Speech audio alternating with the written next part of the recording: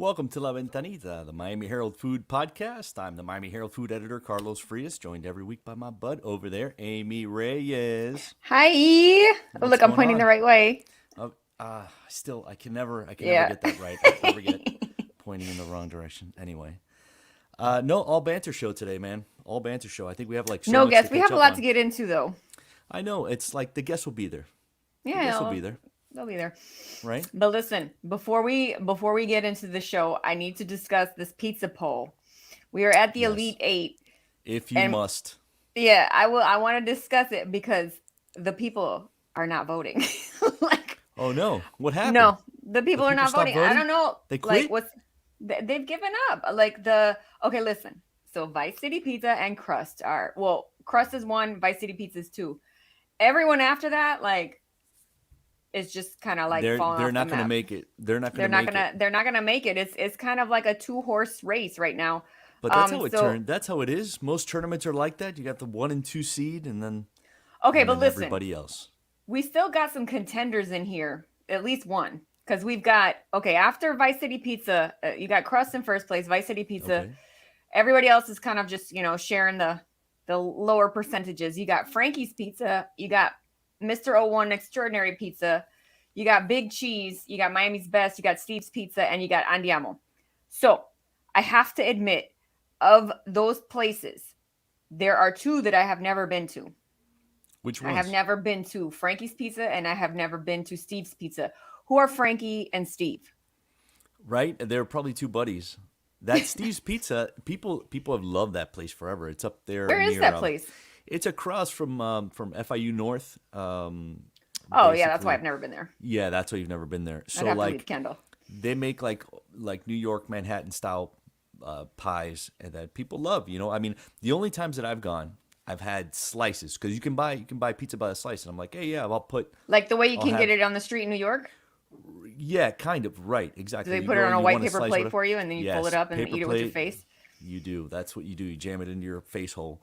But you can ask for toppings, and what they do is they take the toppings and they just scatter them on top of the pizza and throw it back in the oven and heat it up. Oh, And okay. I had the worst slices of pizza in my life at that place because You got the I wrong mean, toppings? I guess I got the wrong top, or I got it with toppings at all. I think the move is you get the whole pizza, or you just get a cheese slice and they warm it up, and Keep that's it the way to moving. go.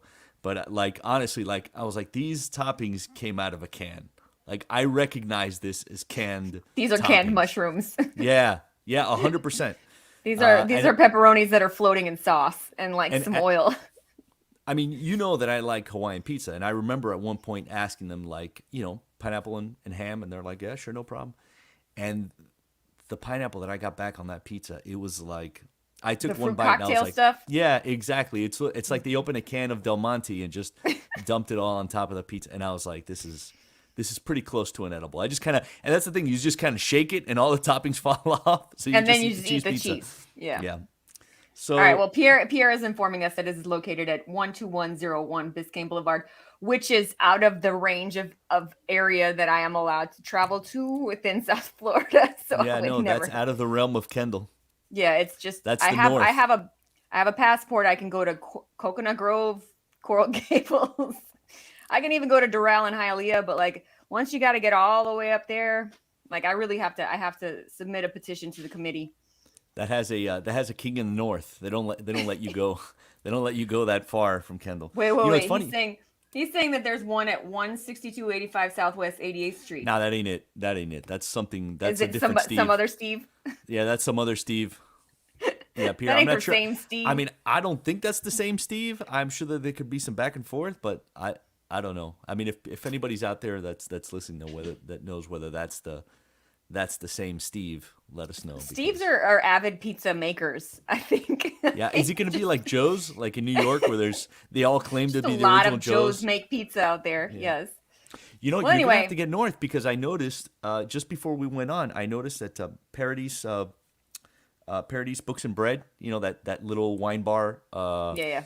That it was named like was it Esquire's, one of Best the best bar. bars? Yeah. Best Best bar, bar. even though like they don't have cocktails. They don't have cocktails. Well, They just posted that Bon Appetit named them one of the 50 best new restaurants in the country. Shoot. I Dang. know, I'm gonna and have to but hoof it up there. But I mean, also if on that list were Los Felix oh and geez, Sunny Steakhouse, which is technically closed right now, and yeah. but so 3 of the 50 best new restaurants in the country, opines Bon Appetit, are in South Florida or in We're gonna Miami. have to go. We're gonna have to go to Los Felix. I definitely think that we need to put that place I on mean, our list. I've been pretty vocal about this. We've tried 3 times. We went together, and Oh, they were you like, just "No, can't our get in. hours." They were just like the hours that were listed online were not the hours, and we were just like, "All right, I guess we'll go across the street then." But we did try. It's not for lack of trying, and now Well, now everybody you can wants go to to go there. Bodega. Now you can go to Right. Bodega, or you can go to the place across the street. If you want a taco, I can't even remember what that place across the street is called. We call it just the taco stand. It might Oh be yeah. called the taco. Is that what it's I, called? I forget the name of that place, but I've had tacos there, and they are fine They're perfectly tacos. fine tacos. Yeah, I think it's more I'd like be a taco mad. closet. It's like a taco closet, like it feels real closety. It is like that. There's like 3 chairs along one wall, and I think that's it. 3 They're counter like, you seats can along wait one side. here and get your tacos and get the heck out of Yeah, here. yeah. No, but Paradise. I think I told you I went a couple weeks ago. They closed like for a couple weeks in the summer to recharge or whatever, and I went right before they did.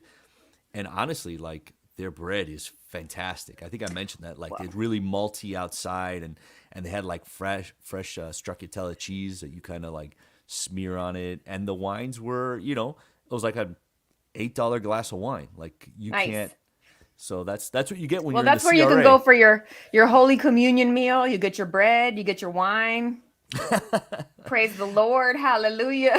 Well, I was gonna say, they're in a CRA. I think I mentioned this, but they're in a CRA. So like North Miami wants to make that area more palatable, more interesting. So they're basically like they're covering rent, they're subsidizing rent. They're gonna start renovating the 125th Street. They're gonna put like nice palms and everything there. And there's like a little area. There's like a little food truck area that you can see from the highway at night, and they call it Nomi, Nomi, Nomi, and it's like a Oh, little. It's like this little food truck spot on the right side or on the, let's call that the east west side. side. No, the west side of I-95. That's what I'm saying. So Oh, you're going okay. down I-95, and on the west side, there hasn't been traditionally You anything mean when much you're to going look at south down I-95, you look to the right? on the west. Okay, That's how I'm gonna say that. the West west of side. 95. So you Gotcha. look over and you see it, and it's like, oh, it's like a little, like how they used to do in Wynwood, where they had little food truck Cute. gatherings. So North Miami has some things going on, and I think things like this are gonna help keep them on the map. So I'm gonna have but to leave Kendall. yeah, I think you're gonna have to. Although Kendall, I mean, things are going Dude, on in Kendall. second place in the pizza poll. That's all I gotta say. Vice City Yep. Pizza is crushing it. I And mean, good anybody who pizza there. wants some good pizza, it is definitely worth the drive. Vice And City Pizza 11 is and 11th Street is gonna open right. in that same neighborhood. Yep. So I'm curious to see how that's gonna work. Two pizza Two places in the fancy same pantsy pizza two fancy. places in the same Well, I mean, area. if you can have two Well, taco places in the Grove across from each other. you got to think about it because Harry's couldn't stay. Harry's Pizzeria was there. They were right next door to Guy, remember? Yeah, And they I closed. think That place was it's weird. great. Harry's was awesome. Harry's is great. I think it Yeah. has to do. There's restaurants are always like this magical recipe, right? Like Mm-hmm. all these things have to work right, and it may have been like they may not have reached critical mass yet Yeah. And before they at closed.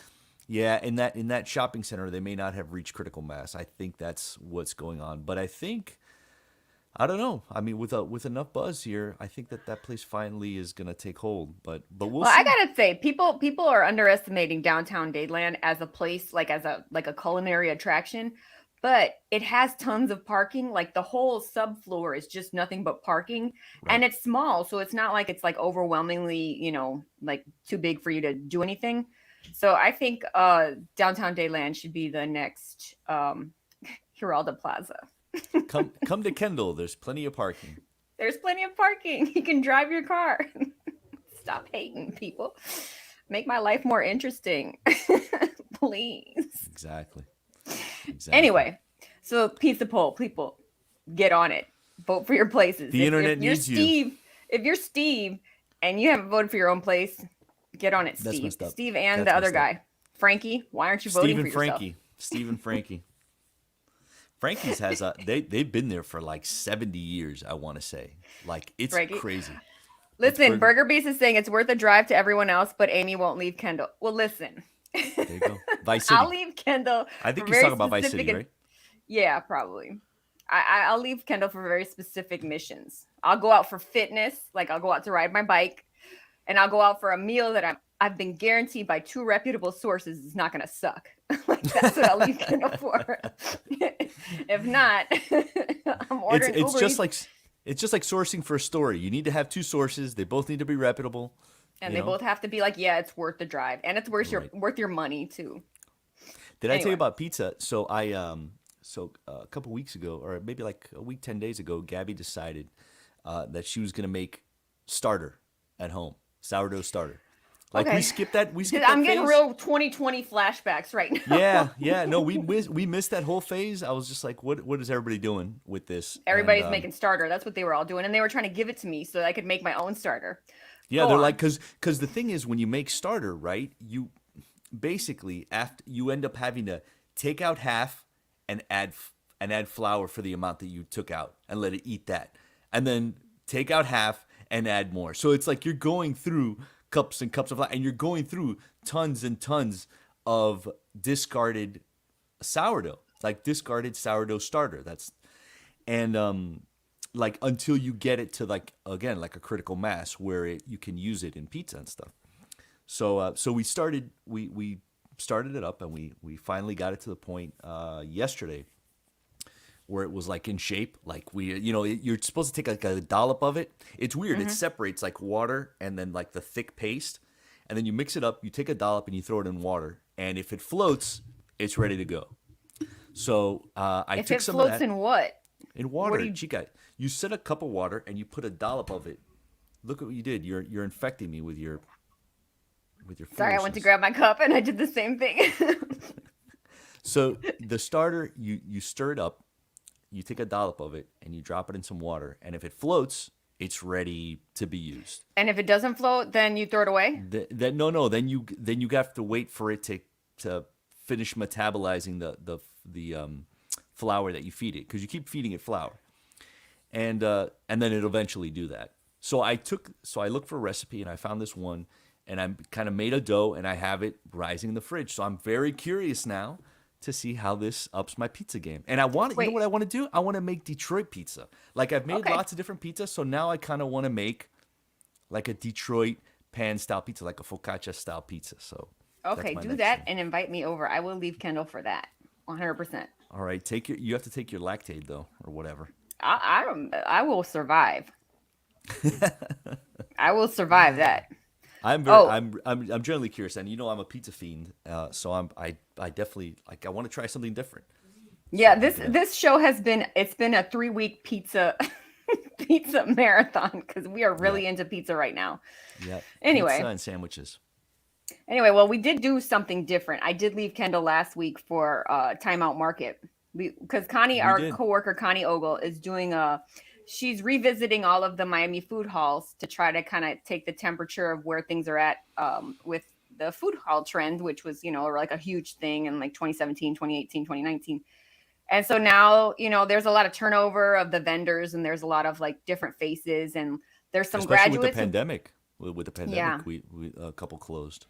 Yeah, so we had a couple that didn't survive and a couple that like opened up, and so there's some new stuff, and there's some graduates who've gone on to have brick and mortars, and so there's some people who really believe that they should always have a toe in it, and some people who just like moved on and got out. So And the other we way, went to and the other timeout. way around too, with Ella's Oyster Bar. Remember they were in Little Havana, and they opened in Shoma, and we really liked what they did. Well, Connie and I really liked it. You were like, that's Yeah, not... I don't mess with that. Yeah, But the other stuff was good. You like anything fried, the I would oysters? eat. Yeah, anything cooked. Anything cooked and not in a hard shell. That's like Bourdain said. Bourdain is like, you will have raw oysters until the day you have one bad one. 100%. And I had a think bad muscle. He wasn't a raw oyster guy. He wasn't a raw oyster guy for that exactly. Like until you have one bad one, and then it's like, maybe I don't have to do this. Yep. Never again. It's just terrifying. It's a crapshoot. But the the trip to timeout was good to see where things are, but Yeah. I feel like they really opened with some really heavy hitters like local big names, Yeah. and now I feel like it's more kind of incubatory. It's more Yeah. kind of up and coming. Smaller local names. It's no longer like the best of. There's like some other local places you might be interested in. I mean, there's still some big heavy hitters, Yeah, yeah. like Jeremy Ford has a Jeremy place Ford there. has a place. That's right. And the guys I from didn't Le go to it Coup, because it's got something about the word crude in it or Crudo. crudo. Yeah, I'm not eating Crude. that. Yeah, you're not for the raw anything. No, I'll eat No, ceviche, and I'll eat like cooked sushi. I know. But no, Ceviche's like that's mainstream now, and that's yeah, cooked. no, but That's I cooked think dish. it is cooked dish. That's why, Yeah. I even ate ceviche. We went to Cartagena this weekend, and I even ate ceviche Oh, on the street in Cartagena. And Cartagena. I'm super curious about, and we haven't talked about it at all. I'm curious what the vibe and the food is there because I really want to go to Colombia. I've not been to Colombia, and actually, there's a guy who's fixing some wood floors that I have here, and he's from Cali, and you can always tell when someone's from Cali porque ellos hablan así, tienen un acento oh, de really? Cali. You can tell the Cali accent. I had a good friend who was from Cali, so you could pick it up. But I was like, if I go to Colombia for the first time, where should I go? And he was like, He said Cartagena. Well, Cartagena I or feel like Medellin. if you're gonna go to Cartagena, it's gonna feel very familiar to you. Like it's if you've been to Puerto Rico or the Dominican Republic or even Cuba, like it's gonna feel very familiar to you because like they have a walled city that's very that has some of the colonial architecture and some of the post-colonial architecture, and it's one of the most fixed up colonial zones that I've ever been to in like the Caribbean area. Right, Like right. it's bigger than the one in Puerto Rico. It doesn't have as many cool old forts like within it, but it has like churches and it has like it has like a Ferragamo store. It's got like it's really developed. So all of those Oh, old you've timey. you've arrived when you have a Ferragamo store. I'm saying it, and according to the locals, it's where the rich Colombians come to vacation and shop. Like that's Oh, where they that's go to like interesting. buy stuff. You know where there's a And lot of rich Colombians that come to shop in that little Miami, upper no, the yes, but specifically in that upper Buena Vista area. really? Yes, What's we went there? we went there and there's a restaurant, Verde, I think it might have changed names.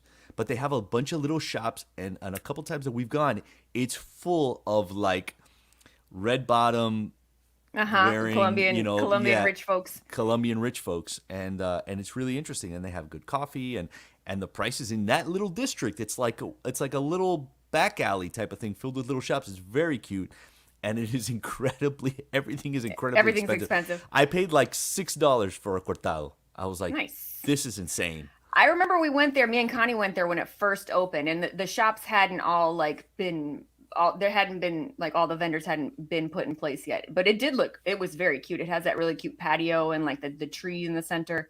Right. So that What place was so of the nice. of the food that you had in Cartagena, was there something that blew your mind that you like now want to seek out here, that you want to eat here in I would Miami or say find here? I would say that it just felt very familiar. It Mm-hmm. felt like very familiar, and it's like really good. Like, don't bother eating beef. Just always get the fish. Like that's the Oh way. yeah. That's the way you got to play it in Cartagena. Because like I went to a couple of oh, and even the tourist traps have good food. Like all the food's good. So like we Oh were wow. walking down the Nice. street. We were supposed to go to this one restaurant.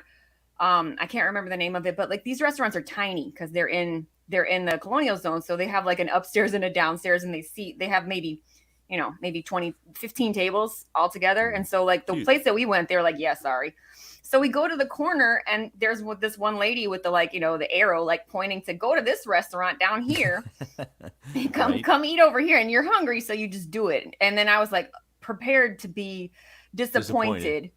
And the place is called 1533, which was important because I guess that's when Cartagena was founded. Okay. All right. And everything was good. Like everything was good. I got Wow. my husband got the ceviche. My kids got my son got a chicken dish, but kids they don't like food. Yeah. Chicken is safe for them. Yeah, and I got some local fish with a sauce and like coconut rice and some vegetables, and white girl stomach was fine. The All fish right. was super flavorful, and like the sauce was good. Like they really like to put coconut in their rice. And by the third day, my kids were like, could they stop like putting Please, no coconut? coconut. We'll have everything except the coconut. Oh, Yeah, but but that's interesting. So it was they've good. gotten to the point where they're kind of they have like a standard fare. Like they have like not just local stuff. Yeah. You're getting very kind of It just felt kind very of for Caribbean. an American palate. Well, it sounds like they're very welcoming to an American palate. Then like we can make slightly interesting food, but bland if you need it to be. We'll put Yeah, no, plenty of it coconut didn't. in. There was no spice that hurt me. I was All right. fine. Okay. It was fine. But the one thing I will say, um, they're on Caribbean time, like exponential. So one time Oh, we went I to know this what one that means. we went to this one restaurant in this little part of Cartagena called Gethsemane, which is like the up and coming hip area, and it was like this Okay. cool tapas place where you're supposed to order like 15 dishes and share it, and and I put on my timer to see how long it took the first dish to come out. It was like 26 minutes. And Wow. I was Why did you put on a timer? Was it because because did you expect because they were my going to be long? previous experience at other restaurants was that it was taking a long time, and it was kind of a joke at that point because like the service was just it just seemed like the it just seemed like they were on vacation time. Like you just need Right. to relax and order more beer. That's it. Like cuz Oh, okay. Well, that's not a bad. I mean, it sucks if you're really hungry. Like if you're it does. starving. And Like they I'm got to bring always some. really hungry. Do they bring something out fast? Like a Cuban No, restaurant, they'll have the nothing. pancito, no chip, Always get no an appetizer cositas. because yeah, the appetizer will come out in 20 minutes. So Oh, you I should see. I so see. you should get an Okay. appetizer. And then after that the meal will come out in 30. So So what you're saying is bring food with you. Bring a bag of bring a chips with. snack. Right? Bring Bring a a snack. snack. If you bring a snack, then you'll be good. And so it was just that like it felt like one night we went to a restaurant called Anna, which is like a new hip. It's one of those restaurants that everything's green and pink and palm fronds and the bamboo style or like the rattan style Oh, okay. lamps. Like No, that's the no thing that neon, no there neon was wall, a neon Instagram. sign. So Of yes, it was a course there pink neon was. sign. Yes, Oh this is yeah, the I see the this is Miami the influence. I see totally. there's influence Something. back and forth there maybe. It might be them influencing Yeah, us. You don't I know. agree. I agree. I think it might be going back and forth. So that place in particular, they were very overwhelmed because we were a huge party. So they, after that experience, I was like, okay, I'm gonna see if this is a thing. And so I timed the next place. I was That like, is let's see so how long it funny. takes. That said, every meal I had was good. Like I had no bad meals in Colombia. Not one bad thing. Not one bad piece of bread. Not one bad ceviche. Not one bad anything. That's high praise. Well, I mean I'm gonna put that on my list then.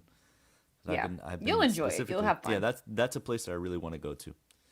Um, we were talking about the timeout market. Was there a place that you remember that stood out to you that was like, here's a place that I would definitely go to, like if I was on South Beach. What was the name of the Basque food vendor? The Basque food spot was good. It was the place on the end. It was like three letters. It was like Liu? loose, but that's not it. It's something like that. Yeah, that Um, place was legit. Like their potatoes were so good that I thought it was chicken. Like they were they were like little pieces of like just really well seasoned and had this nice sauce on it and it was good. And then their buñuelos, did they were they the ones with the fried they had like they the had fried exactly. They had these little fried buñuelos, these little codfish buñuelos they were just so fluffy. It was one of those things where you felt like if you threw them up in the air, they would never land. You know. yeah. I Those thought were that good. was We were really fighting over cool. those. Yeah, I really like those. Those were really good. I'm looking for the name of the places we're talking about it. But like Oh, and then aside from that, The oh, Chicken and the Chicken Jones chicken Jones. sandwich. Yeah. Legit. I think the problem with that place is with the timeout market is there's so much else to do in South Beach, like that it's hard for it to compete, i.e., it can't compete. Because like the Citadel is in Little River and it's like in a Hmm. redeveloped part, like it hasn't been a big tourist destination. So you would go there for that. Like you could really draw people for that. And Shoma Bazaar is in a landfill. I mean, it's not a landfill. It's in It is Doral. not. It is in Doral, which is Miami's landfill. And they made a destination because otherwise there's not like overwhelming reasons to go to Doral. Although I know they have a nice Doral. They have a downtown Doral. It's very nice. But like those places have much less competition than like you're right off of Lincoln Road. Yeah, You no, know? it's true.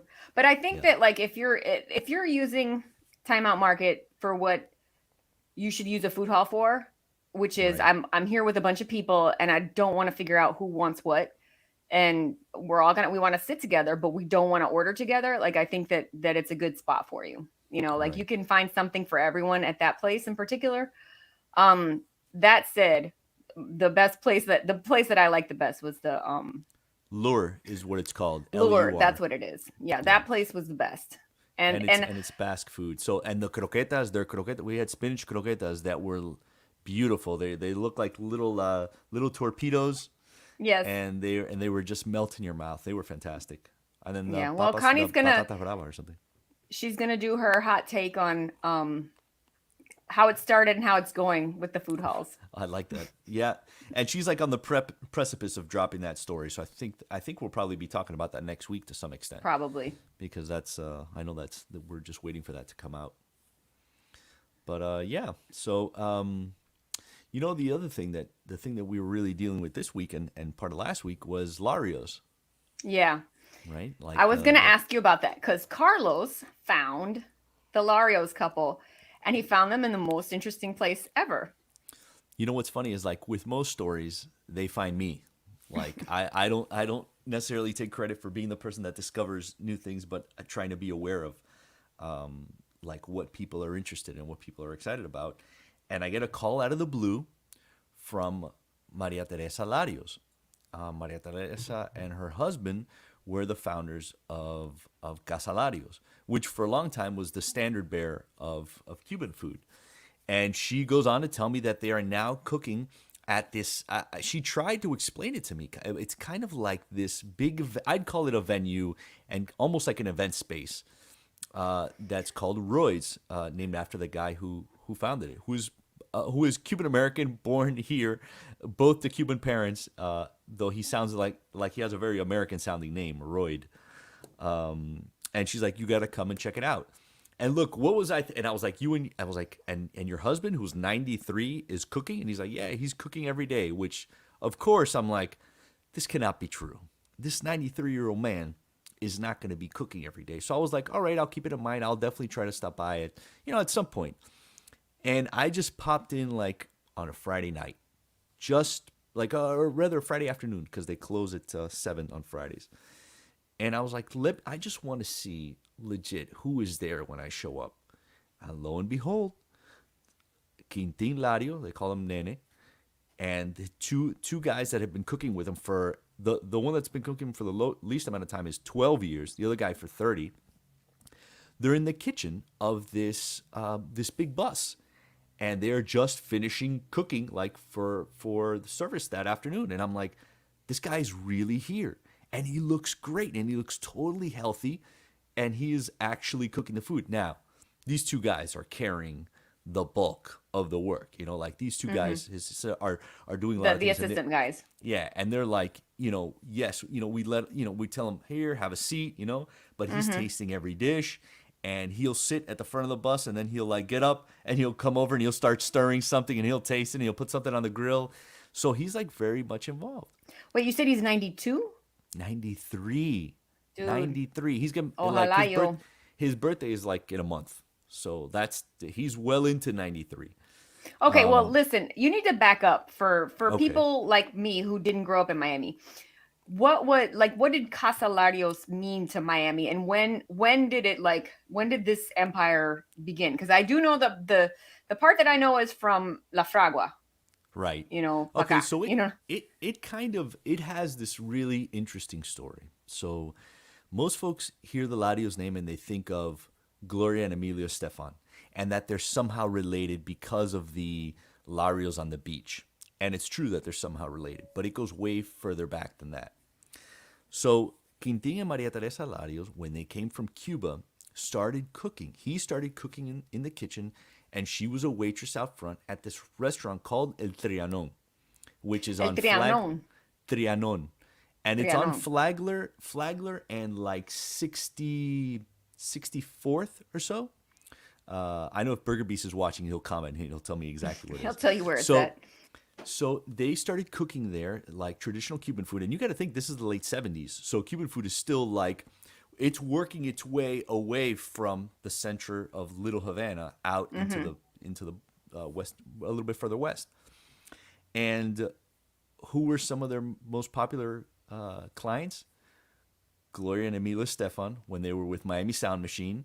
As a story I heard was that they would practice in a one of the ballrooms upstairs at this little how funny. two-story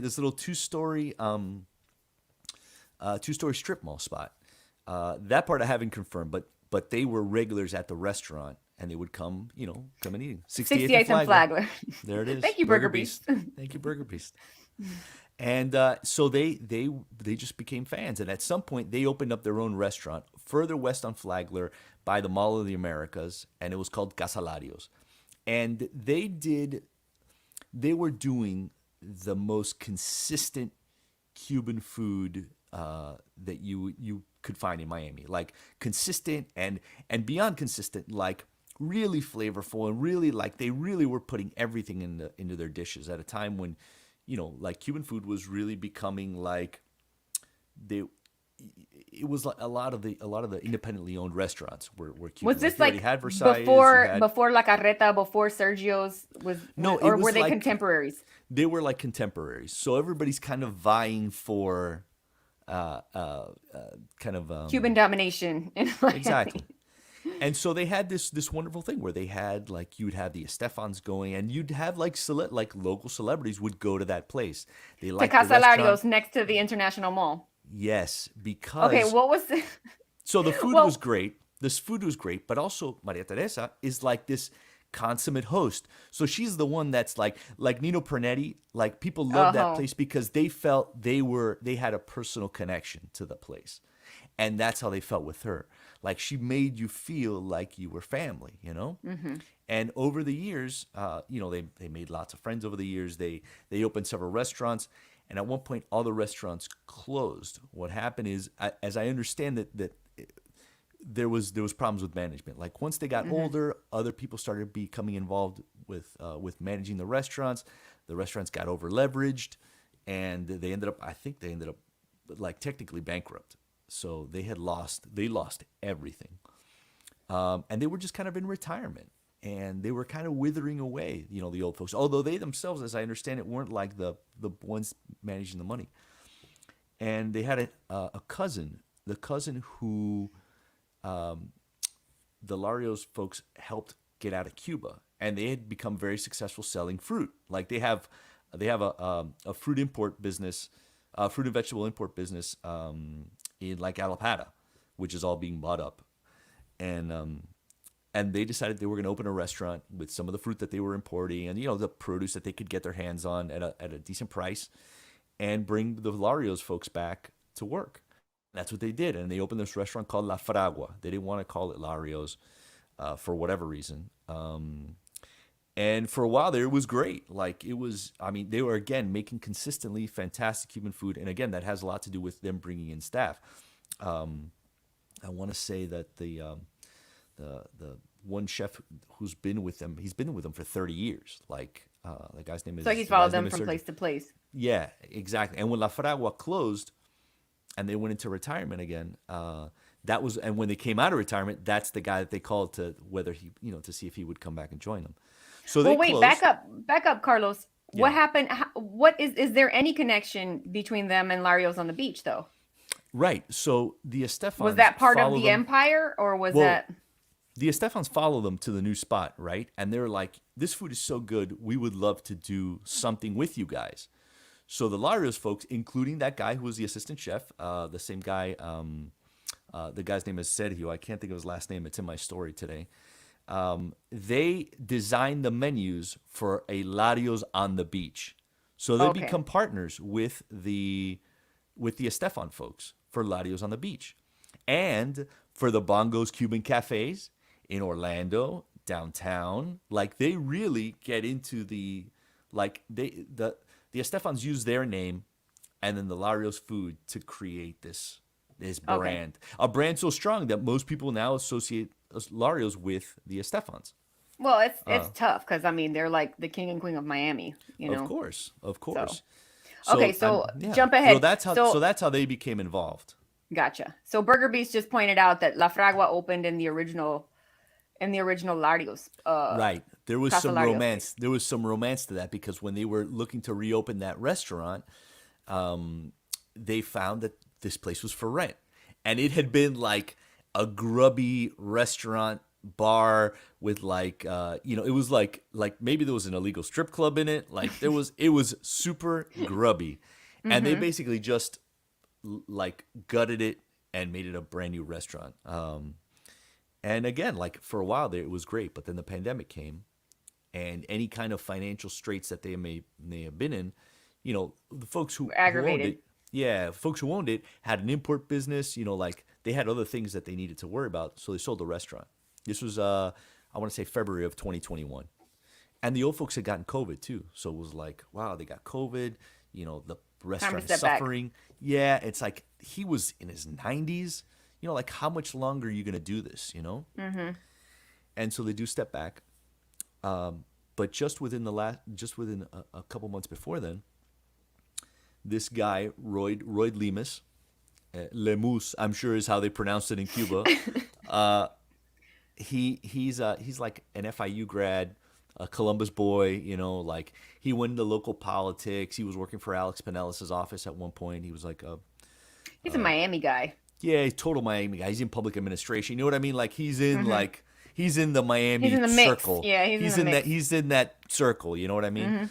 Mm-hmm. Um, and he just decides that one of the things, like he goes into construction, so he's making plenty of money just making building like nice estates for Miami's rich. I think he built one for like a car dealer recently. So like folks with a car dealership have money to throw around. Built a big estate. So, but the thing he'd always wanted to do is on these plots of land that he'd bought in the Redland, he was farming ornamental plants, and he always had this idea of starting like a little farmers market on this stretch that faced Chrome Avenue. So Chrome and 208. So south of Quail Roost is 200, so this was 208, and Chrome, which is 177th Avenue. He decides he's gonna, do some kind of farmers market. Now that had been in the works for a while, and west of a certain street, you can't have any more new development. You know that, right? Like that's that whole argument that they're having about new development beyond. I forget what the street is, like 167th or whatever. Like there's a line of demarcation where you're not allowed to develop further west.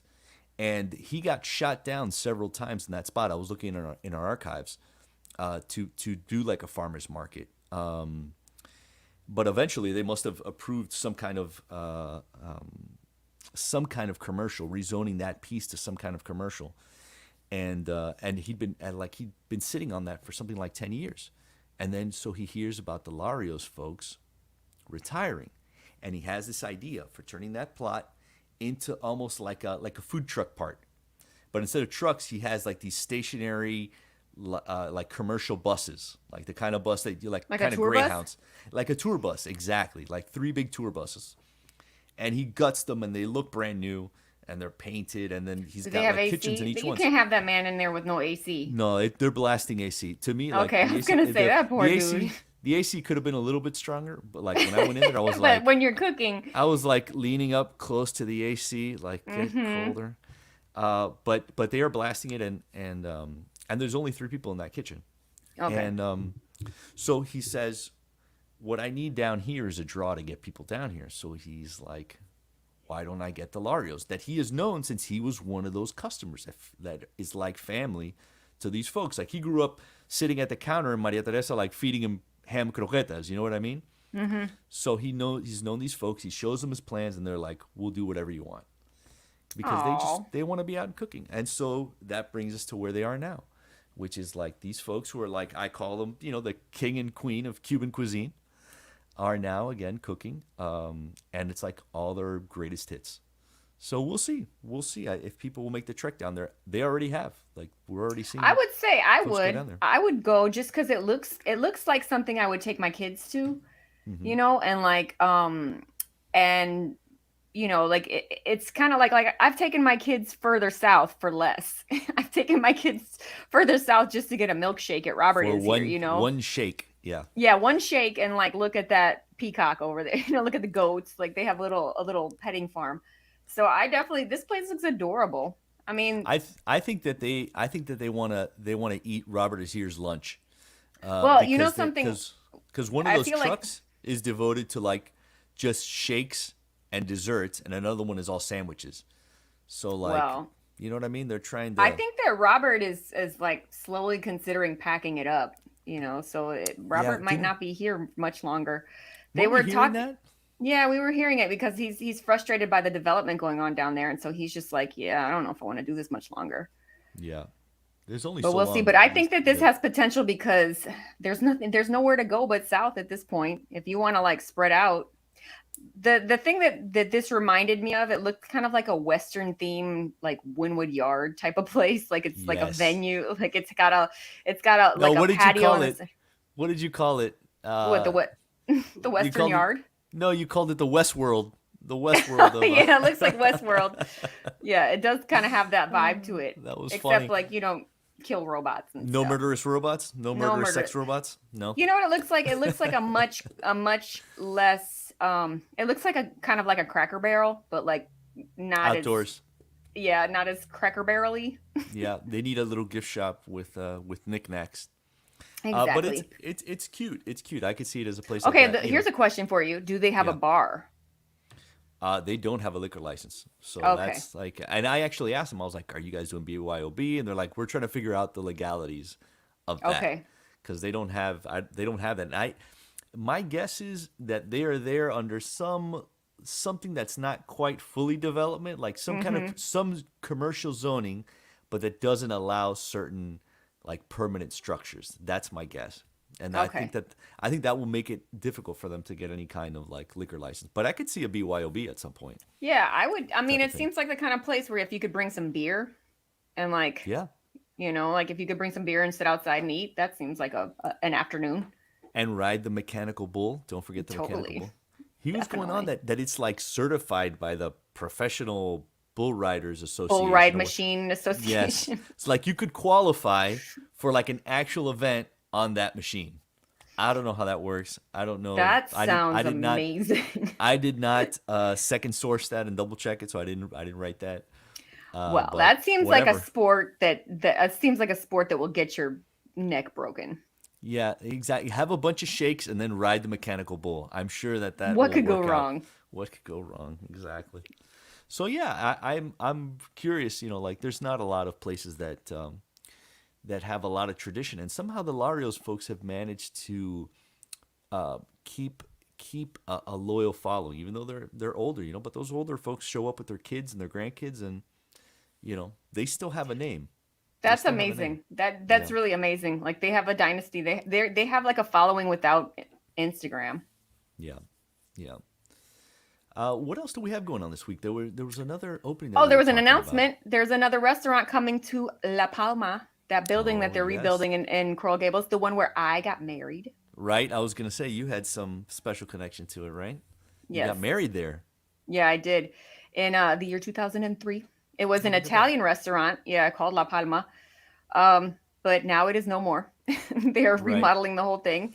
And as you reported previously, Thomas Keller is going to bring his A restaurant Bouchon. was Bouchon. Bouchon, yeah, Bouchon Bistro, which is like. So we're getting another restaurant there from another Michelin star chef. His name He's is going to open up Shingo. another omakase. Yeah, Shingo. He's going to open up an omakase place. Shingo Akikuni. He was the executive chef of Haydn, which is that secret omakase restaurant in back of a taco stand in Wynwood. Right. And he got himself a Michelin star for that. And now he's about to go open his own spot in that space. So it's going to really elevate that corner. It's going to make it a real dining destination. Yeah, he I can't did take his omakase. stars, but he's taking his talents. Exactly. To Coral He's the Gables. one that got it. He's the one that did it. Right. Like those It's omakases are true. very chef dependent. Like Yes, without if the that guy chef, you can't. Exactly. Those omakase places exactly are totally, really, truly chef driven. If that guy 100%. leaves, Like that restaurant could just be it's nothing like a anymore. one man show. You know what I'm saying? Yeah. So like he's taking his Yeah. one man show to Coral Gables now. One of the big things that they made a thing that they made a big deal about is that they're going to have one of those counters that's built in Japan. Their sushi counter is built from Hinoki cypress tree in Japan. They build it out, then they break it down, ship it over, and rebuild it like in that form. And that's like actually a thing that a lot of the high end sushi places do, is that they specifically the counters are made from Hinoki cypress tree, and apparently it has some kind of like natural antibacterial, antifungal qualities. Which Well, is if you like think what, about it, that's where they're doing all the work. You know, and Yeah. like when I went to the omakase at the den at Azabu, Mm-hmm. Homeboy was like wiping everything constantly. It was just like OCD cleanliness. Like they are very, very into keeping their workspace clean. Dude, So like you have to. Like I made fish last night, and I washed my hand 20 times. You know, like Yeah. wash your hands, wipe the surface, clean the you're constantly cleaning and cleaning and cleaning, because I'm terrified of foodborne illness and stuff like that. You know. But so yeah. I had to have like 3 people eat that ceviche on the street in Cartagena before I even put a spoon in it. I was like, oh no, you guys are the guinea pigs. You were like the king, you know. You had to sit back and make sure nobody. Yeah, I needed the nobody tasters. killed over. Exactly. The royal 100%. WGS tasters. Exactly. Yeah, so that place is going to be interesting. That little corner is going to be interesting, I think. Yeah, La Palma's a great building. It's really beautiful, and it's like, you know, it's just like it's one of those places that feels real Gablesy. So like the fact that they're bringing some really elevated cuisine to it is going to make it even more impressive. Right. I think we covered a lot of stuff today, but I keep thinking about this story we talked about last week, where he tells the story. We had a good time with it, but then like we stopped talking to Jeremy Ford, and I sat down and I was like, I cannot believe that story. Yeah. So he told us this great story about. First of all, Jeremy Ford was probably he was probably one of our best interviews, because he was so forthcoming. Easily, he was one of the best ones because he was very forthcoming about everything, very honest. And then he had this little nugget of a gem about Anthony Bourdain. He's a TV guy, so he gets it. He understands storytelling and personality and everything else. But also, you have to be that kind of person that's willing to share a lot of those details. And he tells us this amazing story.